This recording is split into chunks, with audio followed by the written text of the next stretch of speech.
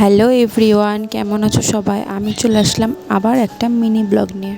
এখন বাজে রাত 11:30 আর এদিকে আমি সমস্ত জামা কাপড় নিয়ে বসে গেছি গোছাতে। সবাই ঘুমিয়ে গেলেও কিন্তু মা এখনো ঘুমায়নি, তাই মা আমার সব জামা কাপড়গুলো গুছিয়ে দিল। আর এদিকে আমার কিন্তু ব্যাগ গোছানো কমপ্লিট। আর তোমাদের সাথে আবার দেখা হচ্ছে সকালে। সবাইকে গুড নাইট। এখন বাজে 4:30 আর আমি ঘুম থেকে উঠে গেছি। আর আমার চোখ মুখ দেখে তোমরা বুঝতেই পেরে গেছো আমার ঘুম এখনো ভাঙেনি। তারপরে চলে আসলাম স্টেশনে। আর খুব বৃষ্টি হচ্ছিল, সেই জন্য আর কোনো ভিডিও আমি করতে পারিনি বাড়ি থেকে। আমার সাথে আমার মাও এসেছিলো, আর মাও কিন্তু বৃষ্টিতে পুরো ভিজে গেছিলো।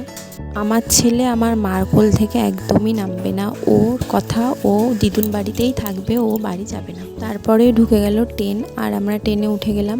তো একদমই ভালো লাগছিল না, কারণ অনেক দিন ধরে ছিলাম বাবার বাড়িতে, ভালো লাগছিল না। তো তাও যেতে হবে, কিছু করার নেই। তো ভিডিওটা এখানেই শেষ করে দিলাম। কেমন লাগলো অবশ্যই কমেন্ট করে জানাবে, আর ভালো লাগলে অবশ্যই একটা লাইক করবে।